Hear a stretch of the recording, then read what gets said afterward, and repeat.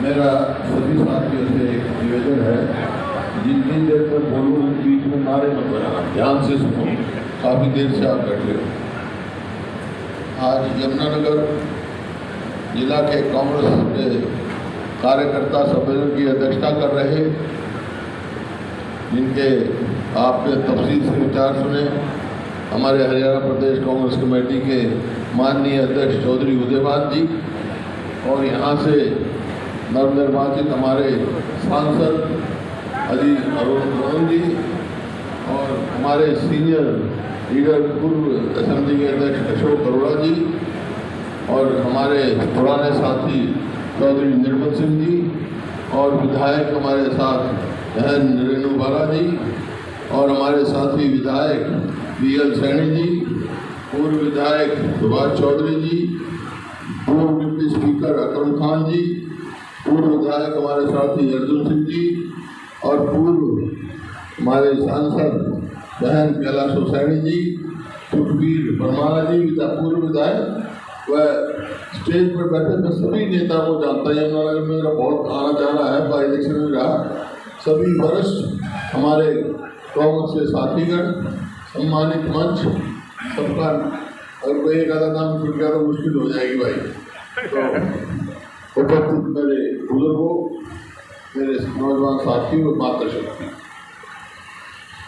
देखिए सबसे पहले आज खास तौर पर हम आए हैं आपका धन्यवाद करने और मुबारकबाद देने, क्योंकि ये पिछला चुनाव हुआ उसमें जो आपने कांग्रेस पार्टी के हमारे प्रत्याशी वरुण जी को यहाँ से जिता के भेजा, ये बहुत बढ़िया नुमाइंदा आपके सिद्ध होंगे, क्योंकि मेरे साथ विधायक है, पहली बार विधायक बने, लेकिन जिस प्रकार से अपने इलाके की आवाज़ उठाते हैं विधानसभा में, इसी प्रकार से केवल आपके इलाके की नहीं, अपने सांसद के इलाके के नहीं, हरियाणा के और देश की आवाज़ सांसद उठाए बुलंद करेंगे। मेरे मुबारक बहुत काबिल है।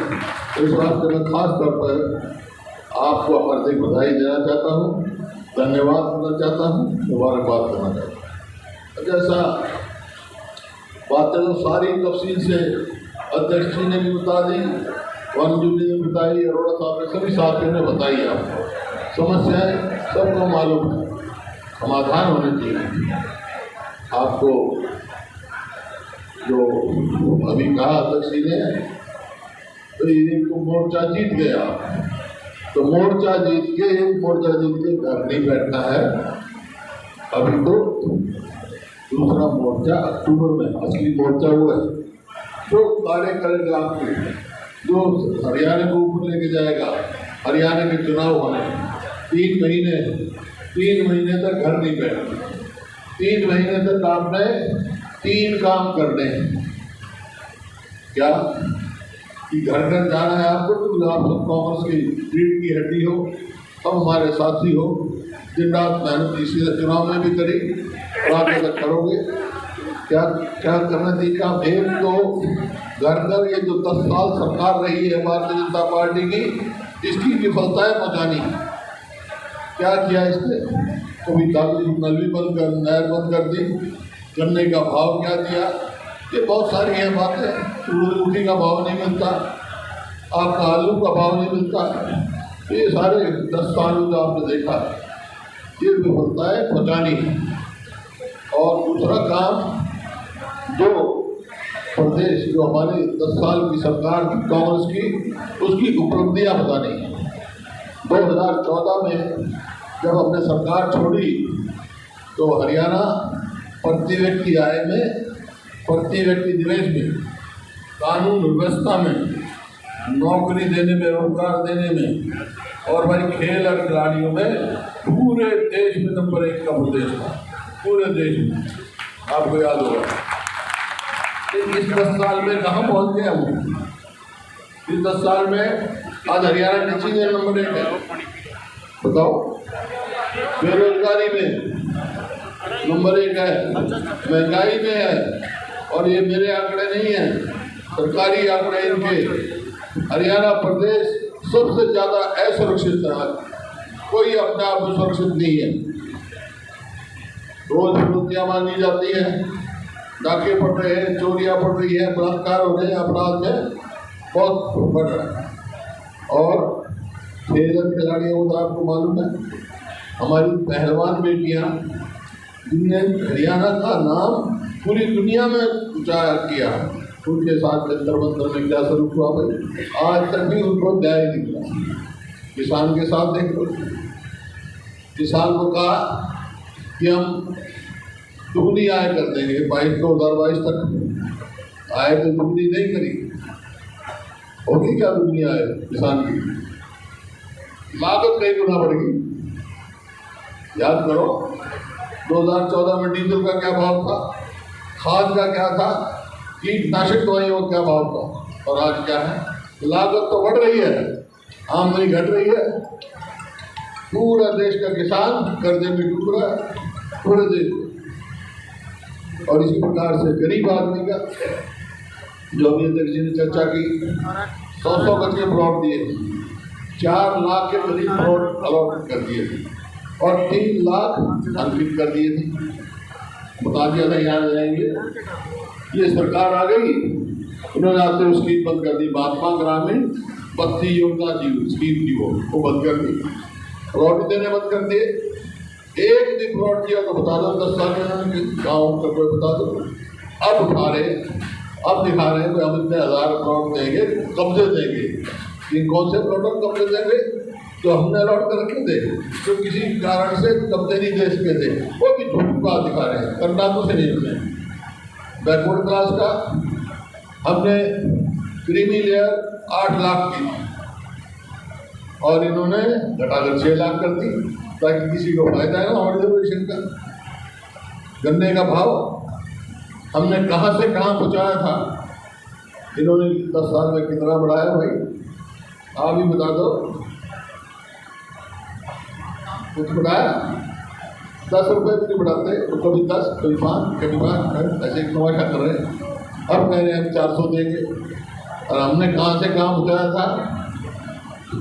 हमने 200 गुना बढ़ाया था, 300 गुना भाव बढ़ाया था। मेरे को मालूम है, खुद किसान का बेटा हुआ तो आपके सामने देखिए। इसी प्रकार से सूरजमुखी की MSP डिक्लेयर कर देते हैं, लेकिन किसान को मिलती नहीं, आलू की MSP मिलती नहीं। तो हर वर्ग, चाहे वो किसान है, मजदूर है, व्यापारी है, कर्मचारी है, शहरी है, ग्रामीण है, सब इस प्रकार से विमुख हो चुके हैं। और यही कारण है। तो आज समय है, 2 काम तो बता दिए ना, तीसरा काम क्या होगा? एक तो इनकी विफलताएं और अपनी उपलब्धियां, और तीसरा काम होगा, क्योंकि आप जाओगे घर घर, इनकी विफलताएं गिनाओगे, अपनी उपलब्धि गिनाओगे, तो ये पूछेंगे ये बात ठीक है, लोग भी कहेंगे ये बात तो ठीक कह रहे हो आप, 10 साल में इस सरकार ने हरियाणा को पछाड़ दिया। लेकिन अगर आपकी सरकार, कांग्रेस की सरकार बन गई, तो आप क्या करोगे? पूछेंगे आपसे, तो आप क्या जवाब दोगे? हमारा घोषणा पत्र तैयार हो रहा है, बातें तो सारी उस टाइम बताएंगे, एक मोटी मोटी बात बता रहा हूँ आपको। जो फैसला कर चुके हैं पार्टी, हम बनते ही क्या करेंगे? हम सरकार बनते ही पहला काम तो भाई अपने बुजुर्गों की पेंशन 6000 रुपये करेंगे, जो हम कहते हैं वो करते हैं। इसी प्रकार से जो महंगाई का बढ़ाने में बिजली का भी बहुत बड़ा हाथ है, तो 300 यूनिट गरीब आदमी को बिजली फ्री देंगे। इसी प्रकार से जो खाना पकाते हैं गैस सिलेंडर पे, आजकल चूल्हे में बहुत कम पकाते हैं, सबके पास गैस सिलेंडर है। जब 2014 में गैस के सिलेंडर का भाव था 400, इन्होंने कर दिया 1200। कांग्रेस की सरकार आएगी तो गैस के सिलेंडर का भाव 500 से ज़्यादा नहीं होगा, 500 नहीं। इसी प्रकार से रोजगार की बात मैं कह रहा था, इन्होंने एक चला दिया कौशल रोजगार निगम। उसका क्या काम है? भ्रष्टाचार काटना है, वो ठेके पे देते हैं, ना तो पक्की नौकरी है, ना उसकी पेंशन है, ना उसकी मेरिट है, ना रिजर्वेशन है। ठेके में देंगे, 1 दिन 1 तनख्वाह रिश्वत में ले लेंगे और फिर 1 साल के बाद हटा देंगे। इसका नतीजा क्या हो गया? इसका नतीजा हो गया 2 लाख सरकारी नौकरियां खाली पड़ी। तो भाई हमारी सरकार आएगी तो 2 लाख पक्की नौकरी देंगे हमारे। इसी प्रकार से 100 बजे प्लॉट की बात है, तो हमारे अध्यक्ष जी ने बता दिया वो स्कीम फिर देंगे, चालू करेंगे, 100 बजे प्लॉट भी देंगे, साथ 2-2 कमरे का मकान भी बना के देंगे। एक ये इलाका किसान से संबंधित है, बड़ी आवाज उठाई एमएसपी की, एमएसपी की गारंटी होनी चाहिए। कांग्रेस ने अपने घोषणा पत्र में भी रखा कि केंद्र में आ जाएंगे तब एमएसपी लीगल गारंटी देंगे। तो बात होने वाली नहीं। तो एक बात कह सकता हूँ, राहुल गांधी जी ने जो मेहनत करी उसके नतीजे में एक बहुत मजबूत विपक्ष आया है हिंदुस्तान में। तो भाई हम इस सरकार को मजबूर करेंगे कि एमएसपी की लीगल गारंटी दें, हम लड़ाई करेंगे।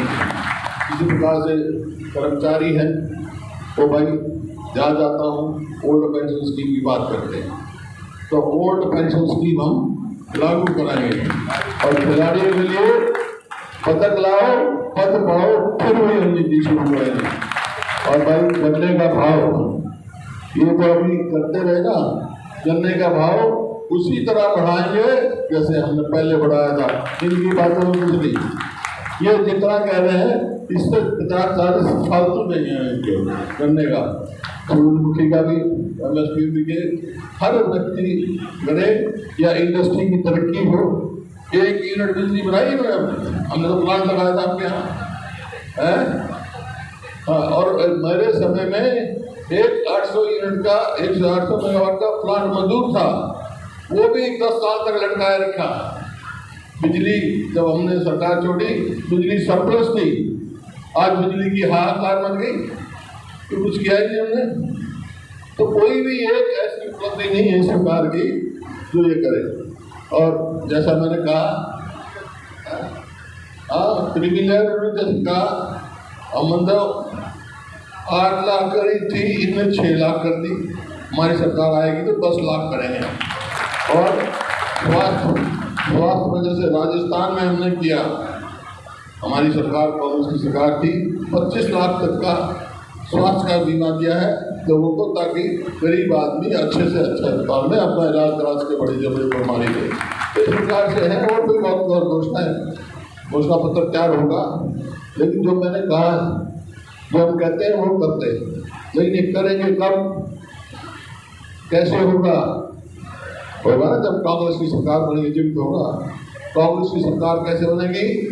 यहाँ से सारे विधायक जिता के भेजेंगे जब तो बनेगी। तो भाई मैं तो एक बात तुम मेरी मान लो, एक बात तुम्हारी मान लूँगा। क्या मेरी क्या मानो कि सारे के सारे कांग्रेस के विधायक बना के भेज दो यहाँ से, ठीक है ना। और तुम्हारी क्या मानूंगा, तुम 4 विधायक भेज दो कांग्रेस के भाई, तो आज तुम्हारी सरकार मैं बना दूंगा। मजबूर है, हाथ खड़े करके बता दो। बहुत बहुत धन्यवाद भाई, ये जो आपने इसको चुन के भेजा ना, ये आवाज बुलंद करेगा, बहुत लाभ होगा, इसका भविष्य उज्ज्वल आज कह के जा रहा हूँ।